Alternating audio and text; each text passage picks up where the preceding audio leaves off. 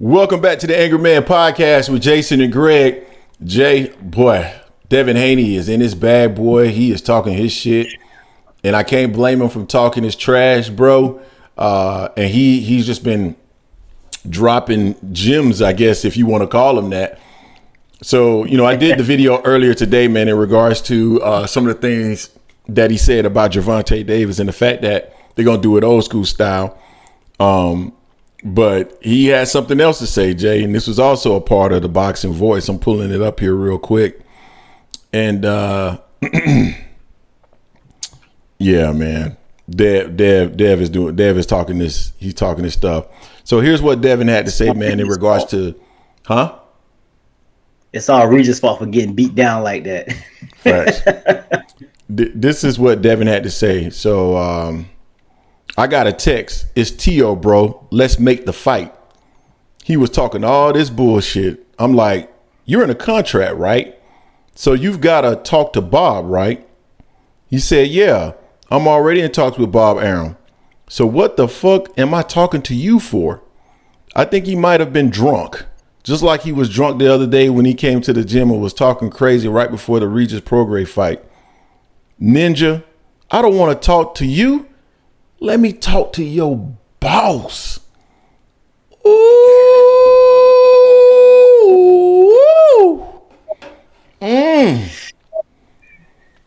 Devin ain't playing, man. Boy. Devin talking his Floyd Mayweather type stuff. Now, Jay, let's talk about this. Because a lot of people like to do that, right? If you have any level of independence, you talk about other people having bosses. And in reality, Bob Arum serves the same purpose as Eddie Hearns, right? I mean, they're both their promoters, right? Devin has Devin Haney Promotions, right? But in reality, Devin Haney Promotion is basically a name only, right? He signed with Eddie Hearns, just like he was signed with Bob Arum when he got the opportunity to fight Kambosos and Lomachenko. He was signed to them. So Floyd has talked in the past about some of these guys that create these promotional companies, quote unquote, their own boss. But in reality, it's in name only. You're not really running everything associated with the company. You have somebody else doing that leg work, but you got your promotional company. But I do feel like, and this is my opinion, I wanted to state that, but I do feel like Devin does have a little bit more control over his career than Teofimo Lopez. But with that being said, Devin went there with the whole he's drunk. Now, I have not known anything about Teofimo Lopez being a drunk, drinking, or whatever. But number one, he ethered him in the way that he approached this. But number two, like, why bring up, if he was drunk, why talk about it? Why talk about the personal stuff? Now, that's what if we were to get in here and start talking about fighters in a personal way, I know fans will have an issue with it. Why not just stick to the boxing? Now, the whole let me talk to your boss, that's well within the realm, right? A lot of people get upset about that, Jay. They said that, we were being disrespectful and or getting personal in certain situations because we talked about the money aspect of things. We never talk about people's personal lives because I really don't even care about your personal life, to be quite honest with you. But the whole drunk thing, man, although ether, he probably shouldn't have gone there, dog. I think that was no reason to go there. And to be quite honest with you, that's not the way that you make the fight, dog. Like, now Teofimo is going to hold a level of a grudge because you made those comments on the Boxing Voice.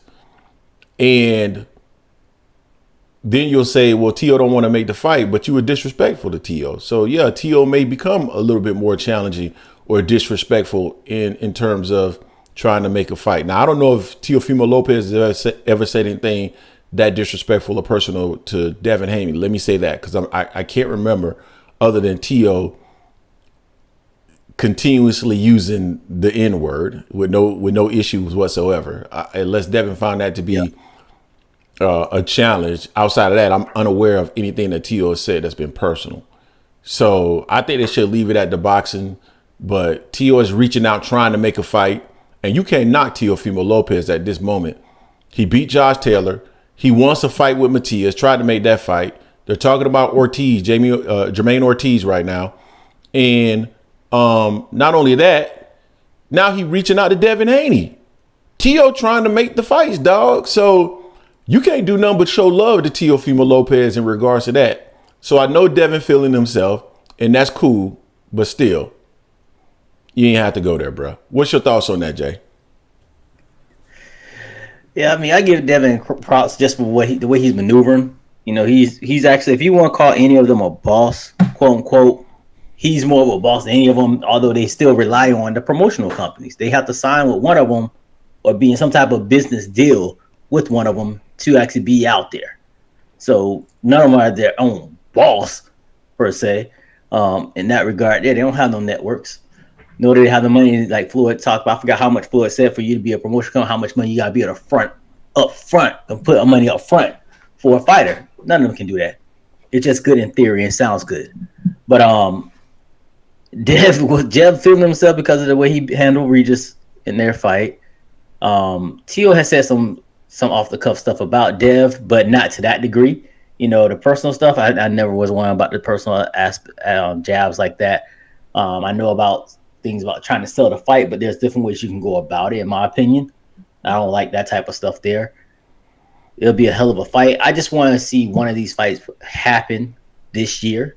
Dev and Teo, Dev and Tank and Teo, any format, any of those they need to have, because those are the ones that are really going at each other. And really, and truth be told, Dev and Teo are the top 140 pounders out there right now based on what they showed so far. Matias is still up there, but he hasn't beaten someone handily like Devin did Regis or Teo did Josh Taylor, who were the top of the food chain at 140 for the most part. So I find it interesting. I'm waiting to see how Teo's going to respond, you know, because to your point, Dev saying that about Teo can get in his feelings, because that's what these guys do now. And they get in their feelings and they're like, oh, you said that about me? I don't want to fight you. Or I want X amount of dollars because of what you said, you know. So I mean, it's a different generation nowadays than it was back then. So, but I'm here for them going back and forth just without the personal jabs. Yeah, exactly. I'm just happy that these guys are talking about fighting each other now, because when they were at 135, none of them fought each other. We've seen Tank fight Ryan. Now maybe you know. Well, to Devin's defense, Devin won those fights. Teo left. Teo fought Kambosos and then I don't know if he avoided them, but he definitely didn't get take the smoke with Dev. Yeah. You know, then talk bad about Devin because Devin's pillow fisted and he can't do this. I'm like, well, Dev may not be able to crack like that, but we've seen him. You know, I know sparring, but they sparred each other numerous times, and not like he was knocking Dev out. You know what I'm saying? Not anything like that, where his power is just so insurmountable for someone as skilled as Devin, or even a Shakur for that matter. You know, but he did say that he wasn't going to fight Dev at 135, so that's why Dev had to go the route he did. So now, I wouldn't be surprised if Dev is feeling himself for one after beating Regis, and then two, kind of getting a little get back, you know, with Teo, with the way Teo handled it at 135. Yeah, I mean, this is probably Dev's revenge tour, because people call him an email champ, and I can't be mad at that either. So you guys tell us what you think in the comment section in regards to what Devin Haney had to say relative to Teofimo Lopez. Don't forget to hate, like, comment, and subscribe. This is the Angry Man Podcast, M Sports Media, and we are out.